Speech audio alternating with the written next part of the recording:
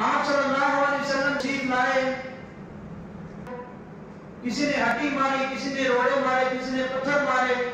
تو کسی نے بتایا حضرت سیدہ زینب رضی اللہ تعالی عنہا کو کہ جانا تم کہاں چلی گئی ہو، تمہارے والد کو مار دیا۔ تو جب حضرت سیدہ زینب رضی اللہ تعالی عنہا تشریف لائی اور اپنے ابا جان کا حال دے کر ساتھ نکل گئی، جب ساتھ لپٹی تو ان کی بیٹی کے بھی خون آلود کپڑے ہو گئے، یعنی اتنا خون بہا جا رہا تھا، یعنی کفار نے، مشرکین نے کوئی کسر نہ چھوڑی۔ آپ صلی اللہ علیہ وسلم جب تک کپڑے خون آلود ہو گئے تو بیٹی نے پوچھا حضرت سیدہ زینب رضی اللہ تعالی عنہا نے کہ ابا جان آپ نے کون سا گناہ کیا، یہ کون سا جرم ہے، قصور تو بتائیے کہ آپ کا قصور کیا ہے، یہ آپ لوگ ان کو مارتے رہتے ہیں۔ تو آپ صلی اللہ علیہ وسلم نے خاموش رہے اور فرمایا کہ میں ان کو دوزخ سے نکال کر جنت کا وارث بنانا چاہتا ہوں۔ تو سیدہ زینب رضی اللہ تعالیٰ عنہ فرمانے لگی کہ ابا جان رہنے دیجیے، ان کو چھوڑ دیے، اپنے ہاتھ پر دے۔ تو آپ صلی اللہ علیہ وسلم نے فرمایا کہ اللہ رب العزت نے مجھے حکم دیا ہے کہ میرے محبوب پیغمبر صلی اللہ علیہ وسلم تو قرآن سناتا جا، پتھر کھاتا جا، انشاءاللہ انجام اچھا ہوگا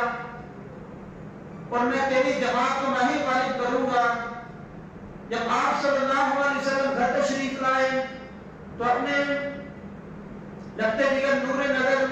خاتون جنہ حضرت سیدہ فاطمہ الزہرا رضی اللہ تعالی عنہا کو آواز دی کہ مجھے پانی پلاؤ، پانی طلب فرمایا۔ تو حضرت سیدہ فاطمہ رضی اللہ تعالی عنہا سوچنے لگی کہ شاید ابا جان کو پیاس لگی ہوگی تو وضو کرنا ہوگا، یہ پانی طلب فرمایا۔